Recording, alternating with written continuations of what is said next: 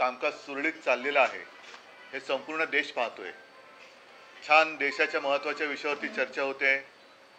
विरोधक आणि सत्ताधारी पक्ष विरोधक देशाच्या दृष्टीने महत्त्वाचे विषय तिकडे मांडतायत आणि सत्ताधारी सुद्धा छान त्याला उत्तर देत आहेत असं चित्र तिकडे दिसतंय असं म्हणतात। दुर्दैवाने तसं होत नाहीये। महत्त्वाच्या विषयाला बगल देऊन नको त्या विषयाकडे चर्चा भरकटवली जाते आणि काही जे विषय जे इथे जात आहेत, विशेषतः हिंदुत्वाचा विषय, गेल्या काही दिवसांपासून बांगलादेशामध्ये हिंदूंवरती अत्याचार होत आहेत, हल्ले होत आहेत। तुम्हाला सगळ्यांना कल्पना असेल, एक 2-3 महिन्यापूर्वी बांगलादेशचा क्रिकेट संघ आपल्या देशात आला होता, हिंदुस्थानात आला होता।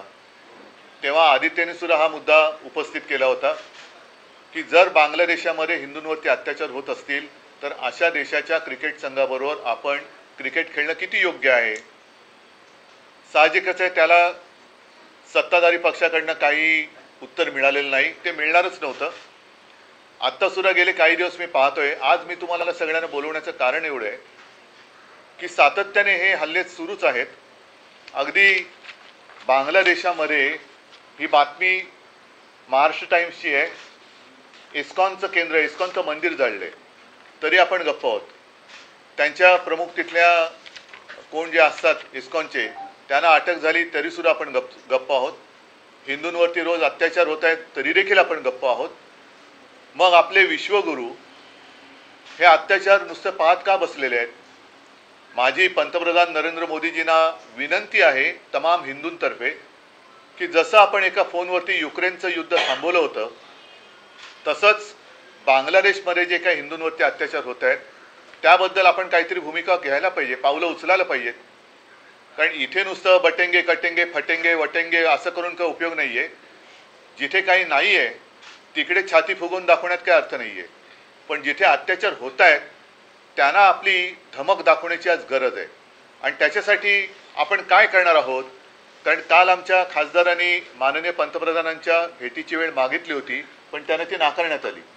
कारण मी सांगितलं होतं की रितसर आपण जाऊन पंतप्रधानांना एक पत्र द्यावं आणि त्यांचे व्याप खूप आहेत, त्यांना खूप देशांमध्ये फिरायचं असतं, जगभर फिरायचं असतं, भाषणं द्यायची असतात।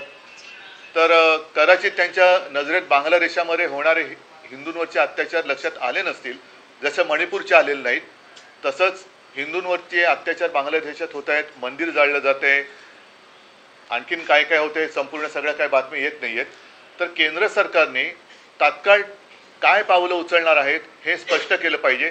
बाकीच्या चर्चा तूर्त एक दिवस बाजूला ठेवा आणि संसदेमध्ये बांगलादेशात होणाऱ्या हिंदूंवरती अत्याचारांबद्दल केंद्र सरकारची नेमकी भूमिका काय आहे आणि आपण काय पावलं उचलणार आहोत, त्या सुरक्षित आहेत, त्या सुरक्षित आहेत। असलेले जे सारे गोरगरीब हिंदू आहेत ते मात्र हे त्यांनी सांगायला पाहिजे। आणि जसं बांगलादेशामध्ये इस्कॉनचं, मला खरं म्हणजे आश्चर्य वाटलं, संतापही आलाय की 2 बातम्या, कदाचित ही मंदिरं एवढी महत्त्वाची नसतील त्यांच्यासाठी, पण ही कालची बातमी आहे सकाळमधली, सिडकोचा डोळा, हे कुळांचे भूखंड कोणाला मिळणार? आता सध्या भूखंड कोणाला एकालाच मिळत आहेत, तर हा सुद्धा भूखंड जो आहे सिडकोचा, हा सुद्धा त्यांनाच जाणार आहे का? आणि मंदिराचा जो काही भूखंड आहे तो त्यांना जाणार आहे का? दुसरा सामनाची बातमी आहे, ही सुद्धा मोठी बातमी आहे। गेल्या 80 वर्षापासून दादर रेल्वे स्टेशनच्या इथे असलेलं हमालांनी बांधलेलं, जो हमाल कष्ट करतो त्या हमालांनी बांधलेलं मंदिर गणपतीचं आणि हनुमानाचं हे भाजप सरकारने त्याला नोटीस पाठवली। ती नोटीस माझ्याकडे आहे की तुम्ही रेल्वेच्या जागेवरती अतिक्रमण केले 80 वर्षापूर्वी, 80 वर्षापूर्वीचं मंदिर हे पाडायला निघाले। मग तुमचं कुठे हिंदुत्व, कसलं हिंदुत्व आहे तुमचं? आम्हाला तुम्ही जेव्हा प्रश्न विचारता तुम्ही हिंदुत्व सोडलं का, मग तुम्ही काय सोडलेलं आहे आत्ता? ना तुम्ही आमच्या इथली मंदिरं वाचू शकत, ती तुमच्याच राजवटीमध्ये रेल्वे प्रशासन पाडतंय, सरकार आणि राज्य सरकार ढिंब आहे। सिडकोच्या मंदिरावरती कोणाचा तरी डोळा आहे, त्या जमिनीवरती बांगलादेशामध्ये मंदिर जाळलं जाते, हिंदूंवरती अत्याचार होत आहे, तरीसुद्धा गप्प बसणाऱ्यांचं हिंदुत्व नेमकं त्याची व्याख्या आणि त्याचा आकार उकार तरी काय आहे हे मला एकदा त्यांच्याकडनं उत्तर मिळायला पाहिजे. म्हणून मी आज तुम्हाला सगळ्यांना बोलवलं. कारण त्यांना आम्ही रितसर भेटीची मागणी केली होती, ती त्यांनी दिली नाही. म्हणून नाईलाजाने मला आपल्या माध्यमातून त्यांना हा प्रश्न विचारायला लागतोय. पहिल्यांदा हिंदू आणि मग नेशन मिशन इलेक्शन आहे ते त्यांना फक्त इलेक्शन पुरतंच त्यांचं हिंदुत्व बाकी आहे का? हिंदू त्यांना फक्त म्हणजे नुसती मत नाही आहेत, हिंदूंना भावना आहेत. त्याच्यामुळे वन नेशन इलेक्शन वगैरे ज्या काही गोष्टी आहेत ह्यांचं हिंदुत्व हे फक्त इलेक्शन पुरतंच मर्यादित आहे का? हा सुद्धा प्रश्न आहे की हिंदू राहिले फक्त मतांपुरते एवढंच त्यांचं हिंदुत्व आहे का? तर त्याच्यावरती त्यांनी बोललं पाहिजे.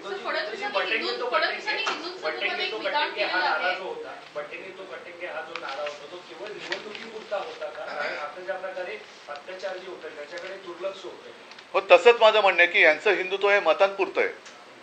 फक्त हिंदूंची मतं पाहिजेत, त्यांना भयभीत करायचं, त्यांना घाबरवायचं, त्यांची मतं घ्यायची आणि आल्यानंतर स्वतःच त्यांची आता मंदिरं पाडायला निघालेत ही लोक. मग यांचं हिंदुत्व कुठे?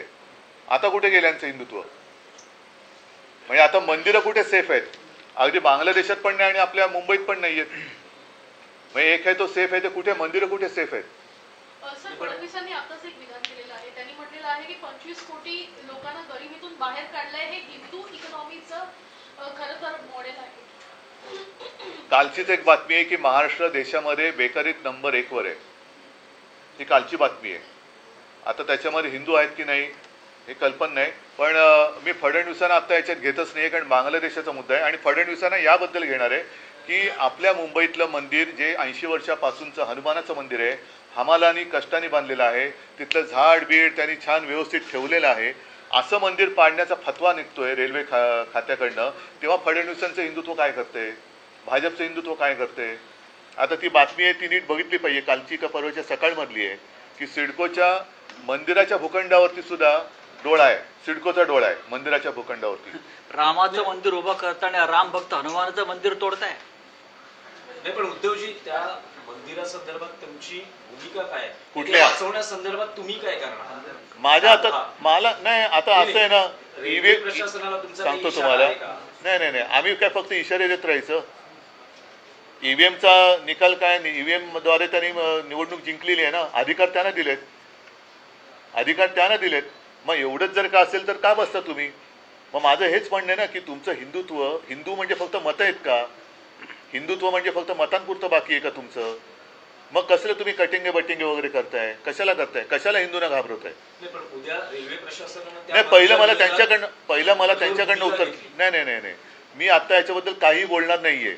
कारण एकदा ह्याच्याबद्दल, ह्या निर्णयाबद्दल, निवडणुकीच्या निकालाबद्दल लोकांच्या मनात एक धक्का आहे. जर का त्यांना असं वाटत असेल की लोकांनी खरंच त्यांना मतं दिले, तर पहिले त्यांची जबाबदारी आहे. ते काय भूमिका घेत आहेत त्याच्यावरती माझी भूमिका राहील. पहिलं हे मी तुमच्या माध्यमातून या राज्य सरकारच्या आणि मोदींच्या सुद्धा लक्षात आणून देतोय की बांगलादेशात हिंदू सुरक्षित नाही आहे. माझ्या राज्यामध्ये हिंदूंची मंदिरं पाडली जात आहेत. अशा वेळेला ज्या हिंदूंच्या मतांवरती तुम्ही निवडून आलात त्या हिंदूंची मंदिरं वाचवण्यासाठी तुम्ही काय करणार आहात? हे मला पहिले त्यांच्याकडनं उत्तर तर येऊ द्या.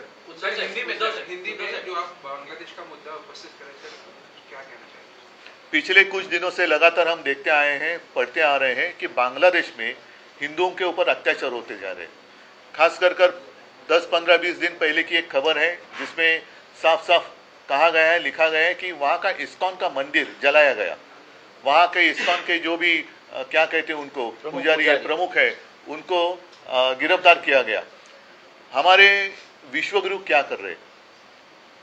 पिछले 2-4 महीनों से वहाँ हिंदुओं के ऊपर अत्याचार चल रहे हैं. वहाँ से शेख हसीना जी यहाँ अपने देश में आई, ऐसे मैंने सुना था, पढ़ा था. वो तो सुरक्षित है, लेकिन बांग्लादेश में हिंदू असुरक्षित है.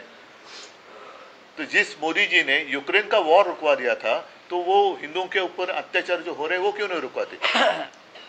क्या कहने वाले आप, क्या भूमिका लेने वाले हैं?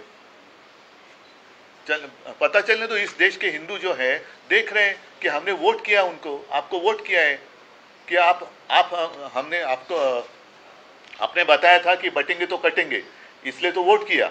तो बांग्लादेश में हिंदू काटे जा रहे हैं, आप क्या करने वाले हो? बताओ.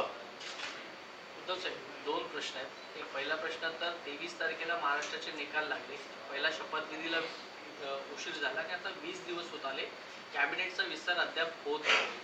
महाराष्ट्रामध्ये अनेक गुन्हे वाढत आहेत, अनेक खून दरोडे होत आहेत. त्यांना फक्त अजूनही त्यांच्यामध्ये मी काल बातम्या पाहिल्या की याचे खासदार फोडणार, त्याचे खासदार फोडणार, म्हणजे हे फक्त फोडाफोडीचंच राजकारण चाललंय. यांचं हिंदुत्व वगैरे साफ झूट आहे. यांना आणखीन किती राक्षसी बहुमत पाहिजे आणि मिळाल्यानंतर सुद्धा अजूनही विस्तार का होत नाहीये? नुसतं पक्षाचा विस्तार किंवा सत्तेचा विस्तार हेच तुमचं स्वप्न आहे का? आणि त्याच्यासाठी तुम्ही हिंदू नाव वापरताय का? असं वाटतं की पहिलं त्यांनी या प्रश्नावरती किंवा या समस्येवरती उत्तर द्यावं. पूर्ण देशातले नव्हे तर कडे एका अपेक्षेने बघतायत, आशेने बघतायत की आज बांगलादेशातल्या हिंदूंवरती ही परिस्थिती आली असेल तर इतरांची काय हालत आहे? उद्धव साहेब, दुसरा प्रश्न असा आहे की शरद पवार आणि अजित पवार म्हणजे कौटुंबिक जरी घटना नातं असलं तरी राजकारण. मी आता दुसऱ्या कोणत्याही विषयावरती बोलणार नाही. मला आता फक्त बांगलादेशामध्ये होणाऱ्या हिंदूंवरच्या अत्याचाराबद्दल पंतप्रधान नरेंद्र मोदी आणि आपलं हिंदुस्थान सरकार काय भूमिका घेणार आहे हे त्यांनी स्पष्ट करायला पाहिजे. सर 23 तारखेला शपथविधी झाला, आपण नव्हता शपथविधीला, नंतर काय बोलणं झालं? बांगलादेशामध्ये जे हिंदूंवरती अत्याचार होत आहेत त्याच्याबद्दल नरेंद्र मोदींनी आपण काय करणार आहोत हे भूमिका पहिली स्पष्ट करावी.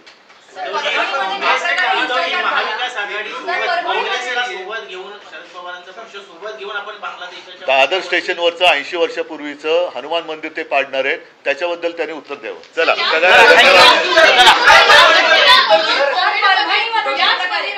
कोविडमध्ये महाविकास आघाडीला घेण्याचा प्रयत्न केला होता, मात्र आताची त्यांची मंदिरांबाबतची भूमिका तुम्हाला संशयास्पद वाटते का? संशयास्पद नाही, ही याला काय भूमिकाच म्हणत नाही. मला असं वाटतं मी बोललोय ते पुरेसं आहे. त्याच्यावरती त्यांच्याकडनं उत्तर येणं किती अपेक्षा करू याची मला काय आयडिया नाहीये. तर त्यांच्याकडनं जर त्यांच्यात थोडं जरी हिंदुत्व बाकी राहिलं असेल, लाज लज्जा शरम हिंदुत्वावरनं त्यांच्यात बाकी राहिली असेल तर भारतीय जनता पक्षाने आणि पंतप्रधानाने बांगलादेशात हिंदूंवरती होणाऱ्या अत्याचाराबद्दल बोलावं. आमच्याकडे जे दादर स्टेशनचं मंदिर पाडायचा फतवा, हा शब्द मी मुद्दामून वापरतो कारण तो भाजप सरकारने काढलेला आहे, तो फतवा त्याच्याबद्दल त्यांनी बोलावं. सिडकोचा डोळा तिथल्या मंदिराच्या जागेवरती आहे, तो भूखंड कोणाला देणार आहेत त्याच्याबद्दल बोलावं आणि मग त्याने आम्हाला हिंदुत्वावरती विचारावं.